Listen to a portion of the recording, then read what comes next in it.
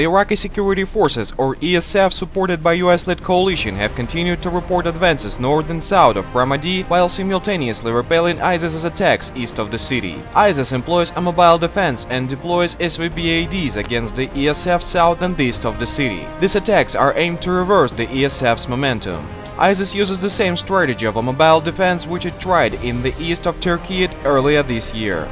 While the Iraqi government and ISF remained focused on Anbar, attacks by ISIS on civilians continued in Diyala. Moreover, the tensions are currently running high in all areas recaptured from ISIS, where Sunni communities were divided in terms of whether they resisted or cooperated with ISIS. It indicates that the US-backed Iraq government's attempts to gain support of the Sunni groups in recaptured territories are far from a success.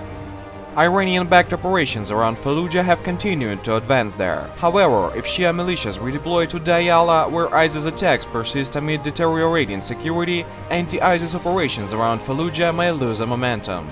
In the first day of August, anti-ISIS forces started to conduct massive airstrikes on ISIS rear areas, lines of communication and fire positions around Ramadi and Fallujah. According to reports of air forces of Iraq, they hit 5 bases of ISIS.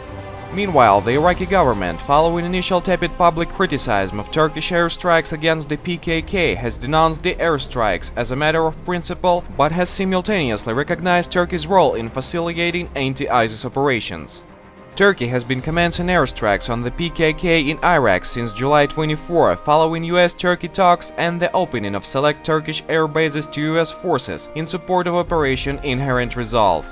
While the US appears to support Turkish airstrikes against the PKK's relationship to the Kurdish YPG forces fighting ISIS in northern Syria raises the question of how Turkish interests is really synchronized with interests of diverse range of the anti-ISIS groups. Aside from the potential support to ISIS in Iraq and Syria, Turkish airstrikes also ultimately express a message of regional disapproval of Kurdish autonomy. Moreover, if Turkish strikes in Iraqi Kurdistan distracts ground forces from the anti-ISIS fight near Mosul and Kirkuk, it will undermine the anti-ISIS fight there.